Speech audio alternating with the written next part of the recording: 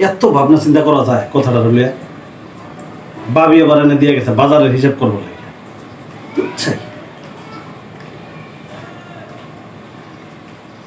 কি রে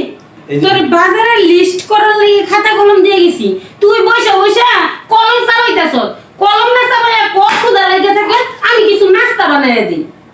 কান্ডারে তো কেন জারা জারা বানাই দিলাম তোর আর তোর ভাইয়ের খালি কান ঝালাপালা করে লাই আমার কোনো কথাই তো ভালো লাগে না আমি কথা কইলি জোর গলায় দেখ তো এই এলাকায় এই মহল্লার মধ্যে আমার থেকে ছোট গলায় কথা কয় মানুষ পাবি থাম থাম থাম এমনি আছি খুব টেনশনে মাথা মতো ঘুরতেছে খেলে আমার এরকম চরকির মতো টেনশন হে বিয়া করস নাই শাদি করস নাই ভাইয়ের মাথার উপর বইরা বইয়া বসে বসে খাইতে আসো এই তোর আবার কিসের টেনশন রে টেনশনটা কি তুমি জানো টেনশনটা হচ্ছে ভাই আজকে আমার একটা কথা বলি এই কথাটা নিয়ে আমি শুধু খালি ভাবতাছি আর ভাবতাছি ভাবতাছি আর ভাবতাছি কথাটা কি জানো কি ভাই আমারে কইলো আপনের থেকে পর ভালো পরের থেকে জঙ্গল ভালো আবার কইলো কি পর কখনো আপন হয় না এইটার মানেটা কি আমার কত একটু দুইটার মধ্যে দুই কথাটার ব্যাখ্যাটা আমি খুঁজে পাইতেছে না আপনের থেকে পর ভালো পর কখনো আপন হয় না এর মানেটা আমার একটু ব্যাখ্যাটা বোঝাও তো আসলে কি এটা তো আমিও শুনি এটা একটা শোনা কথার কথা এটার ব্যাখ্যা তো আমিও জানি না যাও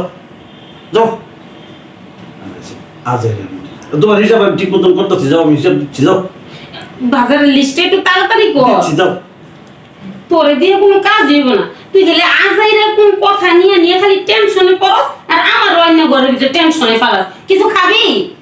আমি এখন কিচ্ছুই খাবো না এই উত্তর যতক্ষণ পর্যন্ত আমি না পাবো তখন আমি কিচ্ছুই খাবো না একটা দানা পানিও খাবো না আচ্ছা ঠিক আছে তার লিস্টিটা করা হইলে পরে কলমটা খাইস এর আগে কিন্তু খাইস না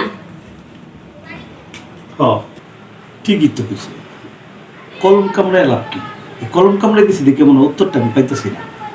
যাই হোক উত্তরটা যেহেতু আমি পাইতেছি না তাহলে দর্শক বিন্দু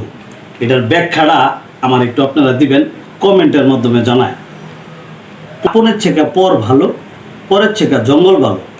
আর পর কখনো আপন হয় না এটার এই দুইটা কথার ব্যাখ্যা আমাকে একটু কমেন্ট একটু জানিয়ে দিবেন তাহলে আমি বুঝবো ভালো থাকেন সুস্থ থাকেন